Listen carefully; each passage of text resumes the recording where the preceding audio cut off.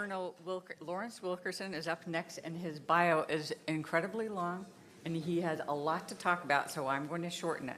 He is going to talk about is the U.S. ramping up its military presence in Syria and preparing to attack Iran for Israel.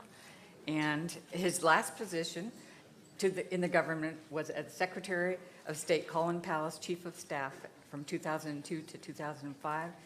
And before serving, I'm really shortening it. Before serving at the State Department, Wilkerson served 31 years in the U.S. Army, and he retired from active service in 1997 as a colonel and has taught national security affairs in the honors program at George Washington University, and you're currently distinguished visiting professor of government and public policy at the College of William and Mary in Williamsburg, and you're working on a book about the first George Bush administration. Welcome.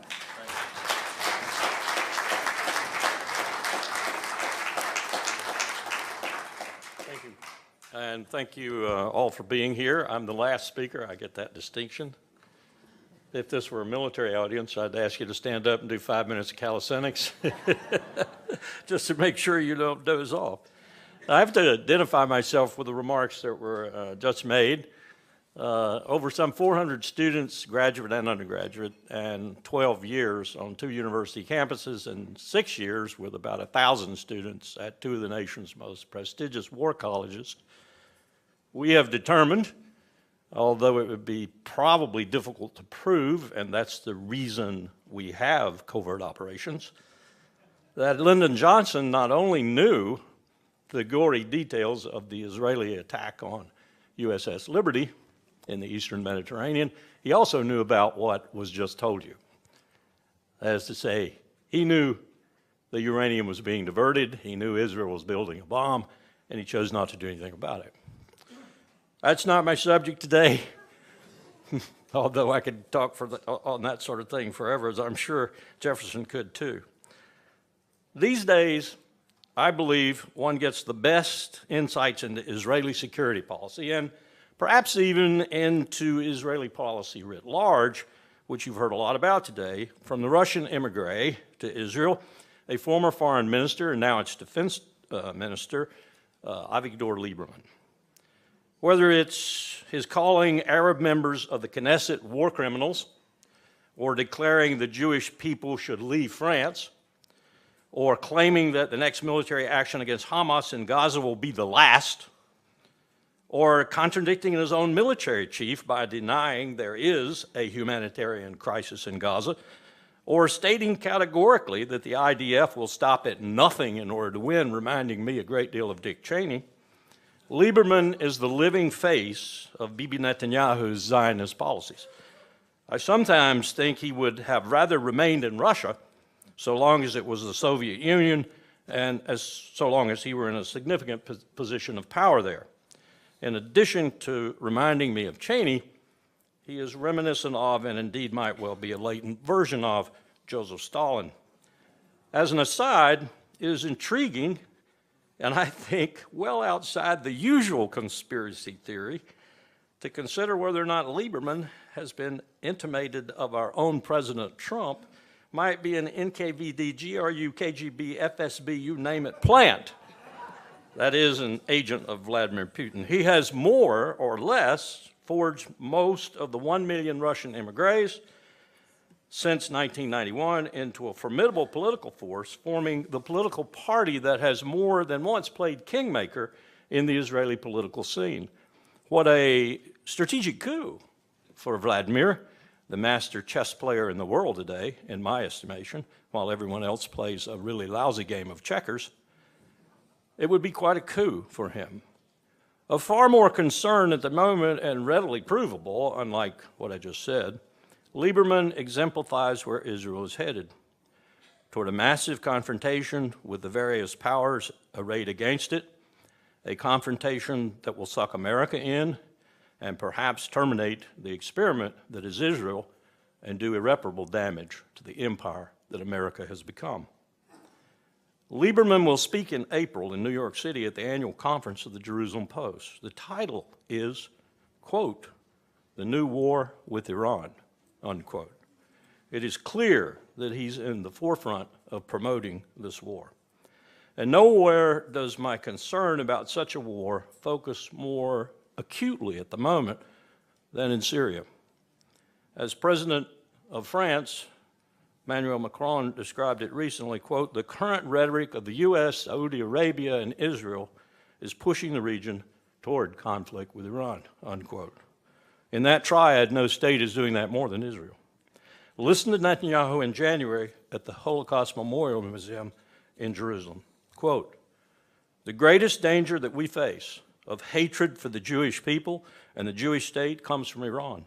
It comes from the Ayatollah regime that is fanning the flames of anti-Semitism," unquote. This anti-Semitism bit, of course, as we've heard today, almost always a weapon of choice for Israeli politicians under stress, hurled in this case at the country whose Jewish population, by the way, the largest in the Middle East outside Turkey and Israel, lives in Iran in reasonable peace. And don't forget that these words are uttered by the man who is, as we've heard here today briefly, doing everything he can to expel dark-skinned African refugees, largely from Eritrea and the Sudan, from Israel, where most have come as legitimate refugees. President Trump's wall on the Mexican border is nothing compared to Bibi's actual policies.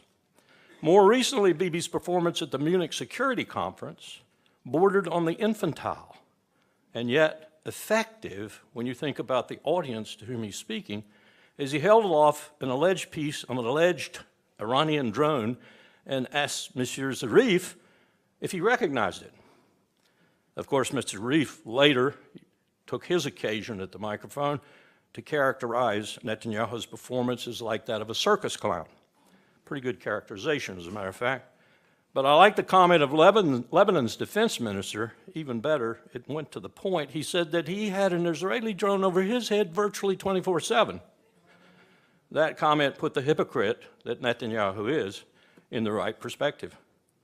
Of late, of course, Tel Aviv is increasingly using Iran's presence in Syria, its support for President Bashar al-Assad, and its alleged drive, and I love this one, my military comrades love it too, for a Shia corridor from Tehran to Aden as the hoary beast that must not be at any cost, including, of course, American treasure and lives, as his probable cause and existential prompt for action. That Israel has in support such disparate figures as Nikki Haley at the United Nations, Jim Mattis at the Pentagon, Rex Tillerson at State, as well as the usual suspects from outside the world of warmed-over neoconservatives, is indicative of such policy. But it's not just the usual suspects from the world of neocons, about whom I know quite a bit, having experienced them in 2001 and 2 and 3. Take, for example, my fellow South Carolinian, Lindsey Graham, speaking 4 days ago after a breathless trip to Israel, a bipartisan trip, he called it. I don't know how anybody could use that term. And I caution, don't laugh, because Lindsey was serious, I think, but anything bipartisan with regard to Israel, call it unanimity. Call it absolute unanimity, anything but bipartisan. In fact, the proper words are probably overwhelming and an unprecedented unanimity. In fact, the only issue that does unify the United States Congress, other than mom and apple pie. But Graham had this to say, quote, "Anytime you leave a meeting where the request is ammunition, ammunition, ammunition, that's probably not good." That's Lindsey. That's Lindsey. I know Lindsey well. "This was the most unnerving trip I've had in a while," he said breathlessly again. Graham went on to assert that, quote, when they tell you we won't help to deal with the blowback that might come from attacks on civilian targets, where Hezbollah has integrated military capability, that was so striking. That was striking," end of quote. And then Senator Coons, who up until this time I've had some respect for, fairly sane and sober senator from Delaware, reported that, quote, "The tempo in terms of potential for conflict in Syria has gone up astronomically. The technologies Iran is projecting into Syria and southern Lebanon has gone up. Iran's willingness to be provocative, to push the edges of the envelope, to challenge Israel has gone up, end of quote. Coons reported this almost as breathlessly as Lindsay. With the highest tech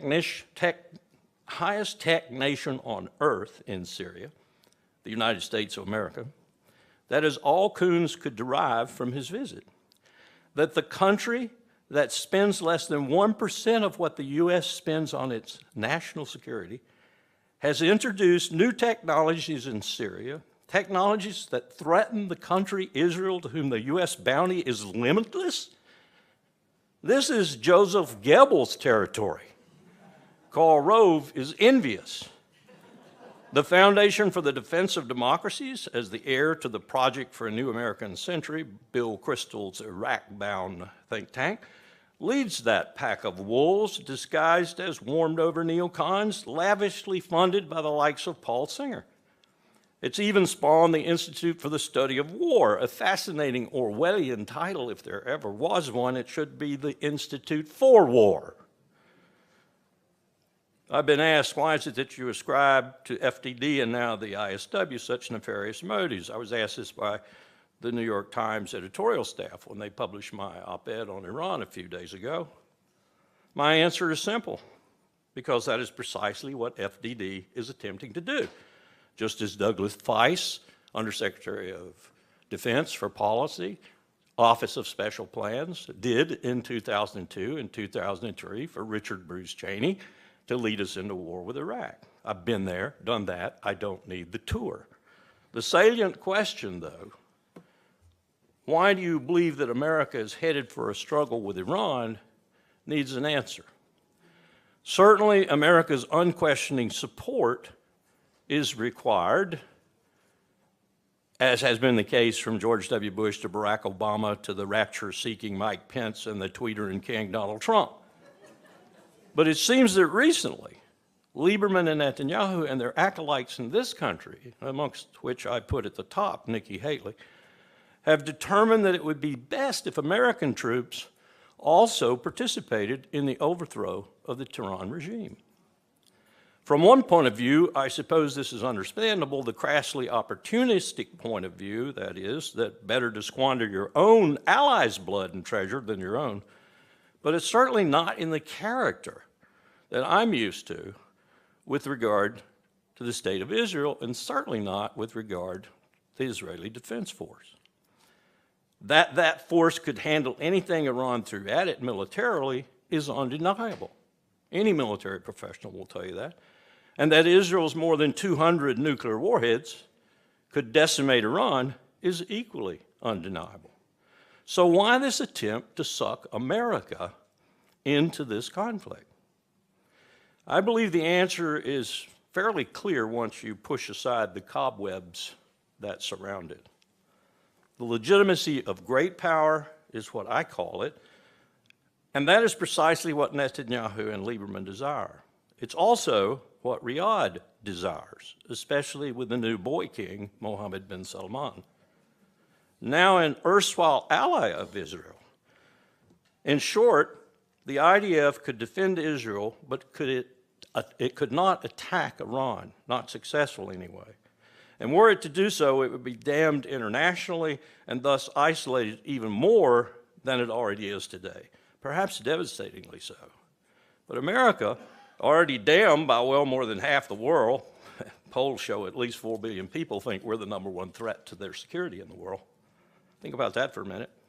We've already done Iraq, Libya, and Syria. Afghanistan would just be seen as continuing the trend. Besides, America has the military capacity, and here's the long pole in the tent, to project the power needed to unseat swiftly the regime in Tehran.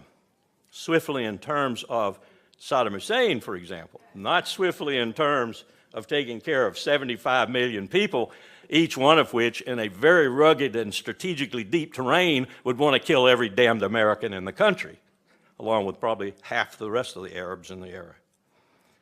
So there's only one significant hang-up that I see with this strategy that Netanyahu and Lieberman are pushing. Embroiled in his own legal problems that just might send him to jail, as such problems would likely have sent Ariel Sharon to jail had he not been in really bad shape at the end of his prime ministership, they're both headed for war. Of that, I'm convinced. They will use Iran's allegedly existential to Israel presence in Syria, which is becoming even more so from a military perspective every day. Hezbollah's accumulation of some 150,000 missiles, if we believe our intelligence agencies, the need to set Lebanon's economy back yet again, that's important. Look at what they're deliberating right now with regard to the new, very, very rich gas find in the eastern Mediterranean, with Israel claiming Section 9 and Lebanon claiming Section 9. Take that, Lebanon, we're going to bomb you, then you'll let us have it. And that will be their excuse. And we're looking at them taking on, and this is a point that all military people understand, a country that couldn't beat Iraq in 8 years of brutal, bloody war. An Iraq that we beat in 19 days. So this is the colossal threat that they're up against. And men such as H.R. McMaster are helping them. The much heralded author of Dereliction of Duty, great title, and a man who knows about as much about Iran as I do about the 8th planet in the 95th solar system in the 50th galaxy past our own. And here's a hope I have. Let's hope that the chess master in chief, old Vladimir Putin, he that ruins elections from Paris to Peoria, is smart enough, once again, not to let this happen. I fear he'll not be, and we might have the stirrings of 1914, as utterly stupid as we now know those stirrings to have been. People to whom I mention such possibilities, people who are critically analytical and normally fairly sound in their thinking, respond that, well, don't you consider that sort of dreary prognosis a little bit overdrawn? My rejoinder is usually something a bit too clever, perhaps, but along these lines, don't you think a number of people said that in the summer of 1914? They respond, but have we not learned so much since then? I'll let you be the judge of that and inform you only that in my considered view, we have learned very little, and there are the ingredients right now with Turkey, Syria, Iran, Iraq, Saudi Arabia, losing dramatically in Yemen right now, and the United States and Russia at the peak of all of this to get engaged. A very distinct possibility.